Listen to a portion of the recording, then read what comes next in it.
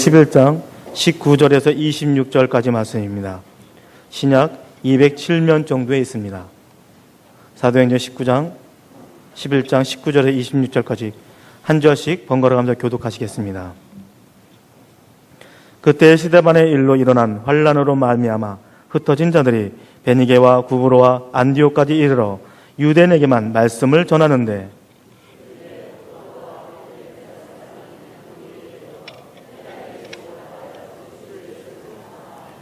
주의 손이 그들과 함께 하심에 수많은 사람들이 믿고 주께 돌아오더라.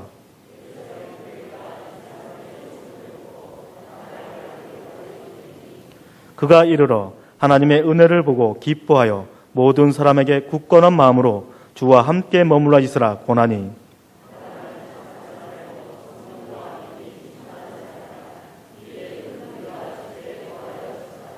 바나바가 사울을 찾으러 다소에 가서 만남에 안디옥에 데리고 와서 둘이 교회에 1년간 모여 있어 큰 무리를 가르쳤고 제자들이 안디옥에서 비로소 그리스도인이라 일컬음을 받게 되었더라. 아멘. 진정한 그리스도인에 대해서 담임 목사님 설교하시겠습니다.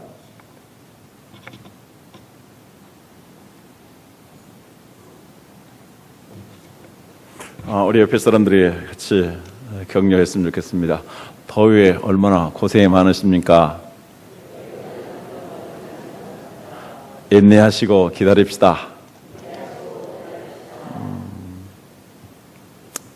건강하고 행복하시기를 축원합니다.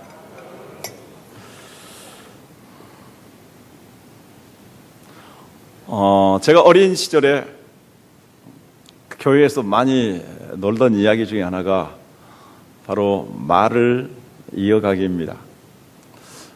말을 계속해서 이토록 하는 건데요. 처음에 어떤 사람이 말을 하게 되면 그 두 번째 사람, 세 번째 사람, 네 번째 사람 계속 전달하는 것입니다.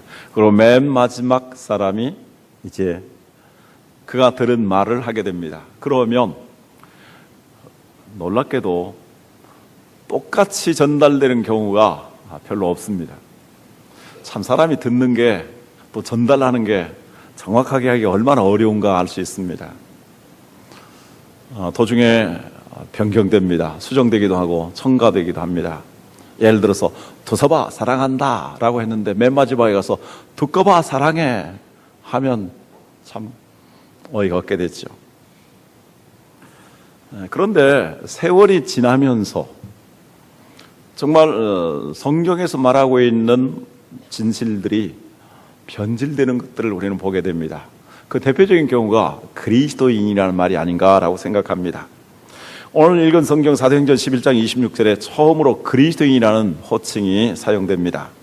안디옥이라는 지역에서 믿지 아니하는 사람들에 의해 믿는 사람들에게 불려진 말입니다. 성도님들, 그리스도인 하면 어떤 이미지가 떠오릅니까? 저는 개인적으로 신자, 신도, 교인이라는 말보다 성도라는 말과 그리스도인이라는 말을 무척 좋아합니다. 성경에 그리스도인이라는 말은 딱 3번 기록됩니다. 그리고 기록될 때마다 매우 특별한 의미로 기록이 됩니다.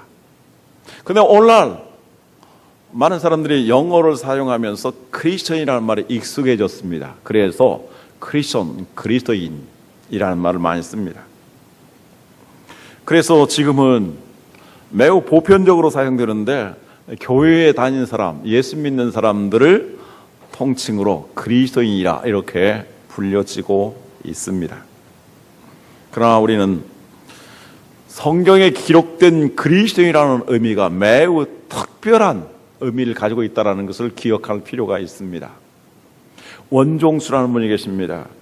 그분은 고등학교 때까지 공부를 썩 잘 못했다고 합니다. 그런데 하나님께 기도하고 또 말씀을 읽는 가운데 놀라운 암기력을 주셔서 고등학교에서 꼴찌에서 몇 등 하던 사람이 나중에 서울대 의과 대학을 들어갑니다. 그리고 수석으로 졸업하게 되고 전국 의사고시 수석으로 합격하게 되고 지금은 유명한 미국의 암 전문의 의사이고 또 신학을 수업받아서 목사가 되었습니다. 그분이 하나님으로부터 받은 은혜를 간증하면서 그 간증 제목을 우리에게 도전적으로 이렇게 정하였습니다. Are you a real Christian? 당신은 진정한 그리스도인입니까? 그리스도인이 아니라, 그냥 그리스도인이 아니라 리얼 크리스찬, 진정한 그리스도인이냐라고 우리에게 도전하고 있는 것입니다. 오늘 본문 26절에 보면 그리스도인이라는 명칭이 성도들에게 붙여진 경위가 기록되어 있습니다. 본래 크리스천이라는 말은 크라이스트라는 말과 IAN이 합해진 말입니다. 크라이스트는 바로 헬라어의 말인데 예수 그리스도를 가리키는 것입니다. 그리고 IAN은 라틴어입니다. 그 말은 무엇에, 누구에게 속했다라는 말입니다. 따라서 그리스도인이라는 말은 그리스도에게 속한 사람 또는 그리스도의 사람, 즉 그리스도의 소유가 된 사람, 그런 의미를 가지고 있습니다. 그런데 도대체 어떤 맥락 속에서, 그리고 어떤 상황 속에서 예수님을 따르던 제자들이 이렇게 그리스도인이라는 이름을 받게 되었는가? 오늘 본문을 비롯해서 성경에 기록된 세 차례의 그리스도인이라는 이름을 통해서 하나님 우리에게 주시는 교훈을 받고자 합니다. 그래서 우리가 그냥 그리스도인이 아니라 진정한 그리스도인이 되기를 원합니다. 우리 옆에 사람들에게 같이 인사하도록 하겠습니다. 진정한 그리스도인이 되기를 원합니다. 우리 진정한 그리스도인이 되기를 원합니다. 오늘 말씀을 준비하다 보니까 내용이 넘쳐가지고 오늘 첫 번째, 두 번째 내용 말씀드리고 다음 주에 세 번째 내용 말씀 전하도록 하겠습니다. 첫 번째, 그리스도를 위하여 고난받는 사람이 바로 그리스도인입니다. 2차 세계대전 때에 태평양 바다 한가운데서 미국 함정 하나가 점점 가라앉게 될 위기에 처하게 되었습니다. 포격을 받았기 때문입니다. 선장은 우리가 배에서 버릴 수 있는 모든 것들을, 함장이죠. 함장은 모든 버릴 수 있는 것들을 다 버리라고 명령을 내렸습니다. 사람들은 버릴 수 있는 대로 또 그 함정의 기구들까지도 다 버렸습니다. 근데 마지막으로 남겨둔 두 가지가 있었다고 합니다. 하나는 양식이었습니다. 그거 없으면 견딜 수 없기 때문입니다. 그런데 양식마저도 점점 떨어져 갔습니다. 그리고 배는 쉽게 가라앉지 않았지만 굶어서 죽는 사람들이 생겼습니다. 그런데 그 죽은 사람들이 소지하고 있었던 하나가 있었는데 그것이 바로 애인들 또는 사랑하는 부모님의 사진이었다고 합니다. 만약 우리에게 이러한 위기 상황에 직면하게 된다면, 아니 하나님께서 우리의 생명을 거두어 가실 때에 우리가 마지막으로 붙들고 있어야 될 것은 무엇이겠습니까? 뭘 우리가 붙들어야 놓치지 않을 수 있겠습니까? 우리의 인생에서 우리가 모든 것을 다 잃어버려도 마지막까지 붙들고 있어야 될 것, 그것이 무엇일까요? 믿음의 사람들의 고백을 들어보기를 바랍니다. 먼저 여호수아의 고백입니다. 여호수아 24장 15절 말씀 같이 읽습니다. 만일 여호와를 섬기는 것이 너희에게 좋지 않게 보이거든 너희 조상들이 강 저쪽에서 섬기던 신들이든지 또는 너희가 거주하는 땅에 있는 아모리 족속의 신들이든지 너희가 섬길 자를 오늘 택하라. 오직 나와 내 집은 여호와를 섬기겠노라 하니. 여호수아는 인생 만년에 이제 하나님의 부르심을 얼마 두지 아니하고 백성들에게 호소합니다. 그리고 그는 고백합니다. 오직 나와 나의 가족은 여호와 하나님만을 붙잡고 살겠습니다. 다윗의 고백을 들어볼까요? 시편 39편 7절 말씀. 그는 병들어서 죽음의 위기 상황에서 이렇게 고백합니다. 같이 읽습니다. 주여 이제 내가 무엇을 바라리요? 나의 소망은 주께 있나이다. 정말 백전백승의 그런 장수가 되었습니다. 근데 그가 질병에 걸려서 죽어갑니다. 아, 내 인생이 여기서 끝나는구나. 내 인생이 손넓이만큼 짧은 것이구나. 내가 쌓아뒀던 모든 것들도 다 사라지게 되는구나. 그러면 내가 끝까지 붙들고 내가 남아있을 것, 가지고 있어야 될 것은 무엇인가? 나의 소망은 주께 있나이다. 제가 꼭 한 자 더 넣고 싶습니다. 오직 나의 소망은 주님께 있습니다. 다윗의 고백입니다. 사도행전 7장 59절에 순교의 죽음을 당하던 스데반의 고백을 들어보십시다. 같이 읽습니다. 그들이 돌로 스데반을 치니 스데반이 부르짖어 이르되 주 예수여 내 영혼을 받으시옵소서 하고 아버지여 저들이 하는 것을 용서하여 주옵소서. 그리고 내 영혼을 아버지께 맡깁니다. 주 예수여 내 영혼을 받으시옵소서. 그럼 마지막 순교를 당하면서 자기 목숨까지도 복음을 위해서 던지면서 주 예수 그리스도를 붙잡고 있는 모습을 봅니다. 성경의 맨 마지막 증인 사도 요한의 마지막 고백, 성경의 마지막 기록을 한번 보십시다. 요한계시록 22장 20절에서 21절 같이 읽습니다. 이것들을 증언하시니가 이르시되 내가 진실로 속히 오리라 하시거늘 아멘. 주 예수여 오시옵소서. 주 예수의 은혜가 모든 자들에게 있을지어다. 아멘. 아멘이라는 말은 진실로라는 말입니다. 진실로 맨 마지막에 소망은 주 예수여 오시옵소서. 우리 한번 같이 고백해 봅시다. 주 예수여 오시옵소서. 우리가 결코 놓쳐서는 안 될, 그리고 마지막까지 붙잡아야 될, 그리고 우리가 마지막까지 함께하는 그분은 주 예수님이십니다. 할렐루야. 예수 그리스도가 우리에게 가장 중요한 분이신 까닭은 무엇입니까? 그분이 나의 구원이시요, 나의 생명이시요, 나의 소망이시요, 나의 능력이시기 때문입니다. 나를 위해서 목숨까지 주신 그 주님께서는 우리를 죽음 이후에도 천국으로 인도하셔서 생명의 면류관, 의의 면류관, 시들지 아니하는 영광의 면류관을 주시고 영원토록 우리와 함께 거하시는 분이시기 때문에 우리가 주님을 놓칠 수 없는 것입니다.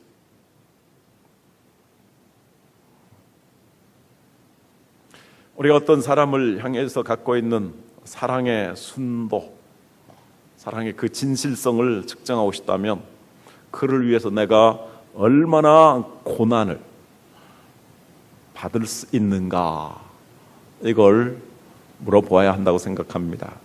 어저께도 우리 13명의 자녀가, 믿음의 형제가 결혼을 하게 됐는데요, 아내에게 바치는 노래를 불렀습니다. 아내를 위해서, 아내 행복을 위해서 헌신하겠다라는 것입니다. 그렇습니다. 그렇다면 우리 성도님들 정말 주님을 진정으로 사랑하십니까? 주님을 진정으로 사랑하신다면 주님을 위해서 기꺼이 고난도 감수해야 합니다. 주님을 또한 진정으로 사랑한다면 주님의 몸된 교회를 사랑해야 합니다. 사도 바울은 골로새서 1장에서 하나님의 일꾼에 대해서 말하고 있습니다. 하나님의 일꾼은 어떤 사람인가? 두 가지 일꾼. 하나는 복음의 일꾼이요, 하나는 교회의 일꾼이라고 말합니다. 복음의 일꾼은 예수 그리스도의 복음을 전하는 것입니다. 그런데 이 세상에 예수 그리스도의 복음은 열심히 전하지만 주님의 교회를 대수롭지 않게 생각하는 사람이 있습니다. 그러나 주님의 교회는 주님의 몸입니다. 주님이 가장 사랑하는 주님의 한 몸인 것입니다. 그래서 사도 바울은 복음의 일꾼 된 사람은 반드시 교회의 일꾼이 되어야 되는데, 이 교회를 위해서 내가 그리스도의 남은 고난을 내 육체에 채운다, 이렇게 고백하고 있습니다. 진정으로 주님을 사랑하는 사람은 오늘날 주님의 우리의 보이는 실체인 주님의 몸된 교회를 사랑하는 것이고, 주님의 몸된 교회를 진정으로 사랑하는 사람이라면 교회를 위해서 내가 수고하고 헌신하고 고난까지도 기꺼이 감당하겠다, 그런 마음의 자세를 가지고 이렇게 행하는 사람입니다. 우리는 본문에서 초대교회 성도들이 고난받는 모습을 보게 됩니다. 19절 말씀 같이 읽습니다. 그때에 스데반의 일로 일어난 환난으로 말미암아 흩어진 자들이 베니게와 구브로와 안디옥까지 이르러 유대인에게만 말씀을 전하는데, 자, 스데반이 예수 그리스도의 복음을 증거하다가 유대인들의 증오를 사서 처참하게 돌에 맞아 죽었습니다. 그리고 교회에 대한 대대적인 박해가 일어나기 시작했습니다. 사도들은 목숨을 걸고 그 예루살렘 교회를 사수하기로 하고 사도들 외에는 뿔뿔이 다 흩어지게 되었습니다. 그들은 정든 고향을 떠났습니다. 가지고 있는 모든 소유들을 다 내려놓고 보따리 짐을 싸고 갈 길을 알지 모른 채 앞을 향해서 먼 곳을 향해서 달려갔습니다. 쿠브로라는 지금의 시프루스라는 그런 섬으로 가기도 하고 베니게라는 베니스라는 곳으로 가기도 하고 그리고 안디옥이라는 지금의 터키 지역으로도 가게 되었습니다. 그들은 신앙의 자유를 찾아 모든 것을 다 포기하고 뿔뿔이 흩어졌습니다. 그런데 그들이 그들 중에 안디옥에 도착한 성도들이 1년 후에 안디옥에 있는 불신자들로 하여금 그리스도인이라는 이름을 받게 합니다. 이상한 일은 그들이 환난을 당하여 뿔뿔이 흩어져 가면서도 주님을 더욱 열심으로 복음을 전하는 전도자들이 되었다는 것입니다. 사도들이 고난을 받는데 우리가 그대로 있을 수 있느냐? 사도들은 목숨을 걸고 복음을 전하는데, 교회를 사수하는데, 우리는 목숨은 살기 위해서 나왔지만 그러나 우리가 더욱 고난을 두려워하지 말고 복음을 증거하자. 우리 주 예수 그리스도께서는 우리의 구원을 위해서 생명까지 그리고 처참하게 십자가의 고난을 받으셨는데 우리도 장차의 영광을 얻기 위하여서 그리고 주님의 뜻을 이루기 위해서 복음을 전해야 되지 않겠는가 하면서 고난을 그들이 받아들이면서 정면으로 나가게 된 것입니다. 인간이 고난을 당하게 되면 그 고난의 원인에서 도피하고 싶은 것이 일반적인 심정일 것입니다. 그러나 실제로 그 정반대의 현상이 일어나기도 합니다. 이를테면 산악인들이 그렇습니다. 저는 개인적으로는 도저히 산악인들을 이해할 수 없을 때가 있습니다. 세상에 그토록 극기, 절제, 강훈련을 하고 그리고 때로는 손과 발의 마디가 동상에서 떨어져 나가고 얼굴이 일그러지고 그리고 목숨을 위기에 처하기도 하고 동료들이 죽는데도 불구하고 산을 향해서 도전하고 오르고 또 오르는 것입니다. 하나만이 아니라 계속해서 세계의 산들을 오릅니다. 그들에게 묻습니다. 당신은 도대체 무엇 때문에 산에 그렇게 목숨 걸고 오르는 것입니까? 그들은 이렇게 대답한다고 합니다. 산이 거기 있기 때문입니다. 저는 산악인이 아니어가지고 이해를 할 수가 없습니다. 산이 거기 있기 때문에. 그런데 놀라운 것은 그렇게 등반을 하면서 산에 대한 사랑과 보호와 애착을 갖게 되고 심지어는 산에 대한 경외심을 갖기까지 되는 것을 보게 됩니다. 그렇습니다. 초대교회 성도들이 이제 고난받는 것이 이골랐습니다. 그래서 고난을 두려워하지 않고 때로는 고난의 파도를 타고 복음을 증거합니다. 그래서 고난을 고차히 면치 아니하고 더 나은 부활을 얻기 위해서 복음을 전하다가 극형을 기꺼이 받는 성도들도 많이 있었다고 히브리서 11장에서 우리에게 말씀하고 있습니다. 5월은 가정의 달이죠. 우리가 이미 지났습니다만 가정의 달이 되면 또 부모님 은혜에 대해 생각합니다. 그런데 참 재미있는 현상이 있습니다. 제가 어렸을 때 아버지의 날은 없었고 어머니 날만 있었습니다. 아버지의 은혜를 노래하는 노래가 없었던 것으로 기억합니다. 그러나 어머니의 은혜라는 노래는 많은 사람들이 감동적으로 부릅니다. 부성애도 분명히 있습니다. 그런데 부성애보다 모성애를 사람들이 더 강조하고 모성애가 호소력 있게 들립니다. 왜 그럴까요? 어머니는 이 자녀를 낳기 위해서 잉태의 고통을 겪습니다. 그리고 해산하면서 생명을 거는 모험을 감수하게 됩니다. 그리고 피를 쏟으면서 이 아이를 낳습니다. 그리고 자기 모든 에너지를 쏟아서 이 아이에게 젖을 주면서 키웁니다. 이 아이와 함께 울고 이 아이를 위해서 기도합니다. 그러니까 아버지와 같을 수가 없는 것입니다.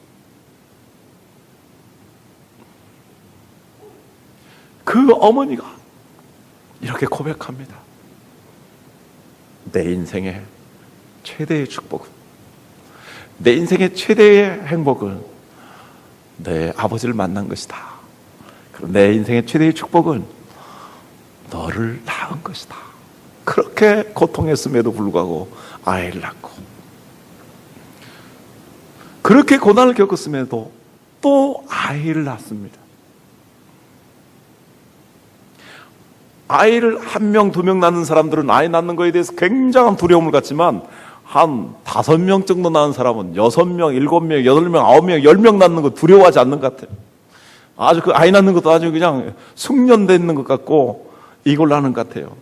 그 아이 낳는데 힘들고 고통스럽지 않습니까? 물론 고통스럽습니다. 근데 그 고통의 파도를 타고 사는 것입니다. 우리 사랑하는 성도님들, 정말 주님을 사랑하기를 원하십니까? 그렇게 원하시면 아멘 하시기 바랍니다. 정말 주님의 교회를 사랑하기를 원하십니까? 그렇다면 정말 주님을 위해서 고난을 받고 주님의 교회를 위해서 우리가 기꺼이 고난도 감수할 수 있기를 바랍니다. 사람은 자기가 그 어떤 일에 대해서 정말 정성을 다하고 수고를 다하고 또 희생을 하고 헌신을 해야만이 그게 나에게 깊은 사랑으로 와닿습니다. 교회에 대해서 불평하고 원망하고 때로는 교회를 떠나는 사람들은 왜 그렇습니까? 물론 상처받았기 때문에 그럴 수도 있습니다. 그러나 가장 중요한 것은 주님을 위해서, 주님의 교회를 위해서 정말 헌신하고 희생하고 수고하고 어려울 때 고난도 함께하는 이러한 헌신의 삶이 없거나 부족했기 때문일 것입니다. 정말로 자기의 사랑을 쏟고 수고하고 헌신한 사람들은 결코 그렇게 할 수 없는 것입니다. 제 짤막한 목회의 경험이지만 정말 교회에 깊숙이 헌신하여 주님을 섬기지 않고서는 신앙이 제대로 자란 예를 저는 본 일이 없습니다.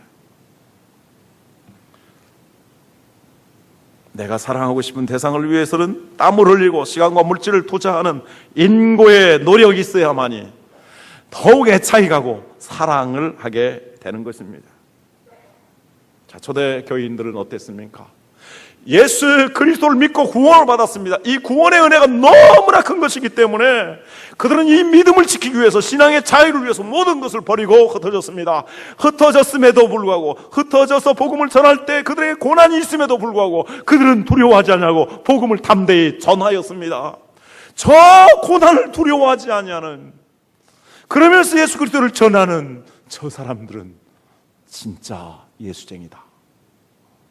그래서 그리스도인이라고 안디옥의 불신자들이 말한 것입니다. 그리스도인은 어떤 사람들입니까? 베드로전서 4장 16절 같이 보도록 하겠습니다. 베드로전서 4장 16절 같이 읽죠. 만일 그리스도인으로 고난을 받으면 부끄러워하지 말고 도리어 그 이름으로 하나님께 영광을 돌리라. 그리스도인이라는 말은 다름 아닌 고난을 받는 사람입니다. 그리스도인으로서 고난을 받는 것, 그 고난 받는 것을 부끄러워하지 말라. 내가 구원받았기 때문에, 내가 진실된 그리스도인이기 때문에 고난을 받는 것입니다. 내가 의를 위해서 살지 아니하면 박해가 없습니다. 나에게 그러한 박해가 없다면 영광도 면류관도 없는 것입니다. 전쟁이 일어나고 그 전쟁이 아군의 승리로 끝났을 때 최고의 명예는 전쟁터에서 나라를 위해서 목숨을 걸고 싸운 사람에게 주어집니다. 그들의 상처는 면류관이 됩니다. 그들의 승리는 영광이요 상이 되는 것입니다. 그러나 어떤 사람이 가장 불명예스럽습니까? 고난이 있다고 해서 도망치는 사람입니다. 그런 사람에게는 영광이 없습니다. 이 세상에서 인생의 싸움이 끝난 후 살아계신 주님 앞에 서는 순간 최고의 명예는 내가 주님을 사랑합니다. 주님을 사랑함으로 내가 주님의 복음을 위해서 고난도 감당했습니다.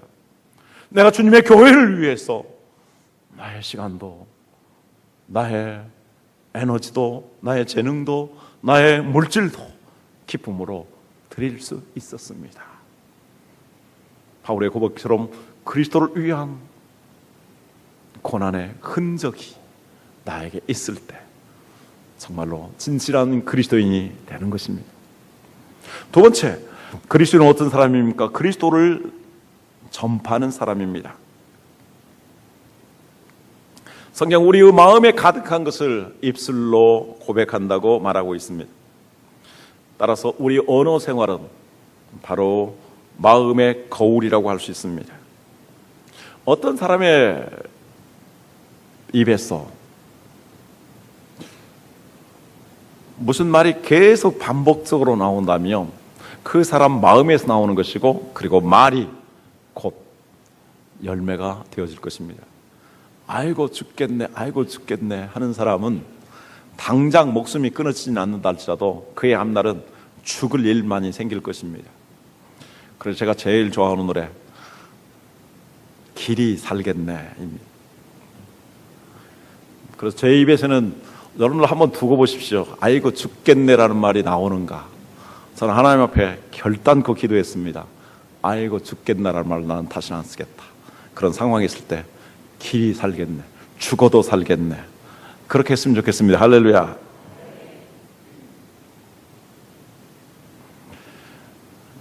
한국교회에 매우 존경하던 목사님들이 많이 있었습니다. 지난번에 영문 밖의 길선주 목사님 이야기, 주기철 목사님 이야기 얼마나 감동적입니까? 그런데 최건능 목사님이라는 분이 있습니다. 그런 예수님의 복음을 전하다가 감옥에 들어왔습니다. 일본 순사가 한 대 때리면 예수, 또 한 대 때리면 천당, 두 대 때리면 예수 예수, 또 천당 천당 이렇게 외칩니다. 그러니까 그 순사가 나중에는 포기하면서 말합니다. 당신 속에는 예수만 들었소. 그때 그가 뭐라고 합니까? 그렇소. 나를 때리면 때릴수록 내 입에서는 예수 천당만 나올 것이요. 그러므로 나를 예수님 믿지 못하도록 억압하지 마시오. 그래서 순사도 포기했다고 합니다. 정말 예수로 가득 찼다라는 이야기. 믿지 않는 사람에게 당신 속에는 예수만 들어있다. 얼마나 영광스럽고 신실한 이름입니까? 1세기 그리스도인들은 어떻게 살았을까요? 19절 다시 한번 읽어보면, 그때 스데반의 일로 일어난 환난으로 말미암아 흩어진 자들이 베니게와 구브로와 안디옥까지 이르러 유대인에게만 말씀을 전하는데, 그들은 환난 때문에 흩어져서 멀고 낮은 도시로 왔습니다. 어떤 사람이 이민을 가게 되었을 때 거기에서 제일 먼저 하고 싶은 일이 무엇이겠습니까? 일자리를 찾는 것입니다. 그리고 차도 장만하고 집을 장만합니다. 우리 한국에서 집을 구하기가 너무나 힘듭니다. 근데 우리 한국 사람들이 이민 가게 되었을 때 열심히 일하게 됩니다. 굳은 일도 마다하지 아니하고 일을 합니다. 그리고 이제 차도 장만하고 그 다음에는 집을 사는데, 대부분 한국 사람은 큰 집을 사는 게 너무나 힘들었기 때문에, 좁은 집 때문에 너무나 불편했기 때문에 이제 넓은 땅에 가서는 큰 집을 산다라는 것입니다. 그런데 초대교회 성도들은 뭐 했습니까? 그들의 우선순위는 집을 사는 것이 아니었습니다. 직장을 구하는 것이 아니었습니다. 걸어가면서, 앞을 향해 가면서 그들은 예수 그리스도의 복음을 전하였다라고 말합니다. 이것이 바로 안디옥 지역의 사람들로 하여금 그리스도인들이, 하나님 믿는 사람들이 그리스도인이라고 호칭을 받게 된 모습입니다. 교회에서도 열심히 복음을 전하는 사람들이 있습니다. 그럼 믿지 않는 사람이 이렇게 말할 수 있습니다. 무슨 팔자가 그렇게 좋아서 전도하고 다니냐, 신선 노름하는 것이 아닌가, 예수 믿으면 뭐 밥 먹여주느냐, 이렇게 조롱하기도 합니다. 심지어 교회 다니는 사람들조차도 저 사람은 남편이 돈 잘 벌고 또 시간에 여유가 있으니까 이렇게 전도하는 것이지, 그렇지 않습니다. 주님을 사랑하는 마음이 없으면, 영혼을 사랑하는 마음이 없으면 결코 이렇게 시간 들이고 돈 들여서 전도할 수 없는 것입니다. 1세기의 성도들은 정말 발걸음이 옮겨지는 곳마다 가면서 그 무엇보다도 먼저 예수 그리스도의 복음을 전하였습니다. 뭐라고 전합니까? 주 예수를 전파했다고 말씀합니다. 예수님은 주님이십니다. 예수님은 왕이십니다. 예수님 우리의 구원의 왕이십니다. 예수님은 우리를 위해서 죽으신 분이십니다. 이렇게 예수님이 주님이신 것을 그들은 전하였습니다. 도저히 말릴 수 없는 사람들이었습니다. 그래서 안디옥의 사람들이, 저 사람들은 죽으나 사나 예수님을 전하는 예수쟁이다 해서 그리스도인이라고 이름을 붙여준 것입니다. 사도행전 26장 28절에도 그런 모습이 나옵니다. 사도 바울이 이제 복음을 전하다가 붙잡혀서 로마로 호송되어서 묶여서 갑니다. 배를 타고 가는 가운데 아그리빠가 이렇게 말합니다. 바울아, 바울아, 너는 지위도 높고 지식이 학문이 많은 사람이 아니었느냐? 근데 왜 예수를 그렇게 믿느냐? 왕이요, 왕과 여기 있는 사람들이 다 내가 이렇게 결박당하는 것 외에는 예수 믿기를 원합니다. 네가 미쳤도다. 아닙니다. 나는 미친 게 아니라 정신 차린 말을 합니다. 그때 한 말이 바로 이 이야기입니다. 네가 적은 말로 나를 권하여 그리스도인이 되게 하려는도다. 지금 쇠사슬에 묶여서 죄수로 끌려가면서도 그 모든 것을 지휘하는 왕 앞에서 예수님을 믿으십시오. 예수님을 믿어야 구원받습니다. 예수님을 믿어야 영원한 소망이 있습니다. 사도 바울이 이렇게 복음을 전하였던 것입니다. 그때 아그리빠가 한 말이, 내가 나를 너와 같은 그리스도인이 되게 하려 하느냐. 성경에 두 번째 나온 그리스도인이라는 말입니다. 따라서 여기 그리스도인은 열심히 복음을 전하는 사람을 가리킵니다. 아무나 그리스도인이 아닙니다. 진정한 그리스도인은 정말 예수 그리스도의 복음을 열심히 전하는 사람입니다. 베너라는 영화에 보면은 주인공 베너가 노예로 끌려갈 때에 예수님이 그에게 물 한 모금을 건네주는 장면이 나옵니다. 베너는 노예로 끌려간 다음에, 그리고 배를 저으면서 정말 고통스러움 속에서도 나에게 그 시원한 물 한 모금을 주신 분이 누군가, 그분이 왜 나에게 물을 주었을까 늘 생각하게 됩니다. 그리고 이 영화의 절정에서 그분이 십자가에 못 박혀 죽으시고 부활하신 예수님이라는 것을 깨닫게 됩니다. 그리고 예수님을 향해서 마음을 엽니다. 그리고 그도 예수를 믿는 사람들 속에 들어가서 이제 예수님을 전하는 사람이 됩니다. 그것이 바로 류 웰레이스라는 이 작가가 자신의 모습을 증언하고 싶은 내용이었습니다. 나를 위해서 생명을 던져주신 바로 그분, 우리가 그분의 은혜를 어떻게 잊을 수가 있겠습니까? 그분의 그 사랑을 어떻게 우리가 전하지 아니할 수 있겠습니까? 만약에 그러한 은혜를 받고도 우리가 전하지 않는다면 주님이 우리에게 말씀하신 것처럼 화가 임할 것입니다. 그리스도인이라는 사람, 그리스도인의 이름은 믿지 아니하는 사람들에게 진정한 그리스도인이라고 인정받는 말이었습니다. 우리는 내가 진정한 그리스도인이라는 것을 하나님에게 인정받기를 원합니다. 욥은 사탄에게도 인정을 받았습니다.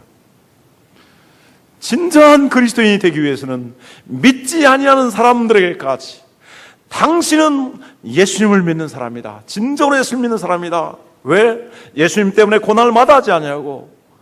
그리고 예수 그리스도의 복음을 증거하는 데에 열심을 내기 때문에 당신이야말로 진정한 그리스도인이다. 이렇게 말할 수 있는 것입니다. 우리 교회가 이렇게 전도에 열심히 하기 위해서 이제 제2세대의 전도 특공대를 구성하게 되었습니다. 26명의 전도 특공대 전사들이 이제 나서게 되었습니다. 참으로 감사드립니다. 저는 세 가지 하나님 앞에 요즘에 부끄러움을 하나님 앞에 고백하면서 기도합니다.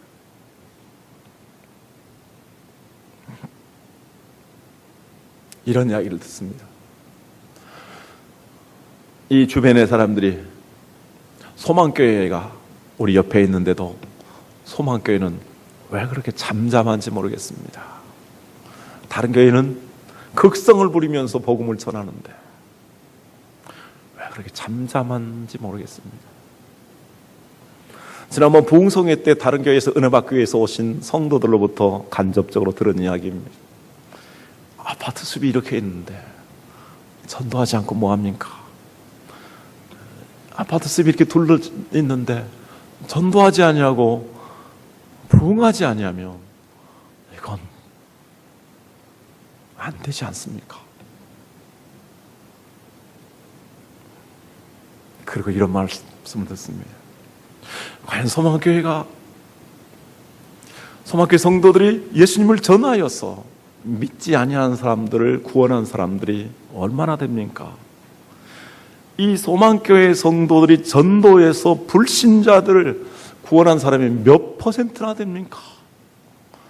제가 아무리 생각해도 10%가 안 됩니다.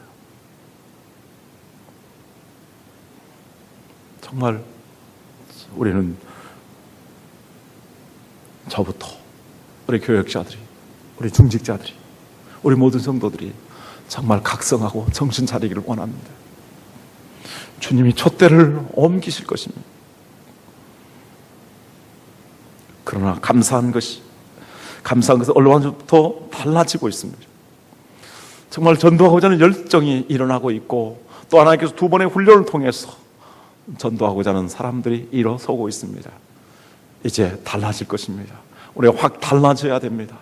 정말로 한 생명을 천하보다 귀히 여기면서 초대교회 성도들처럼 열심히 전도하는 사람들, 그 믿지 않는 사람을 볼 때도 저 교회는 진정한 주님의 복음을 전하는 교회이다. 저 교회 성도들은 진정한 목사이고 진정한 장로이고 진정한 권사이고 진정한 집사이다. 진정한 성도들이다. 진정한 그리스도인이다. 이러한 인정을 받는 교회가 되기를 원합니다. 기도하겠습니다.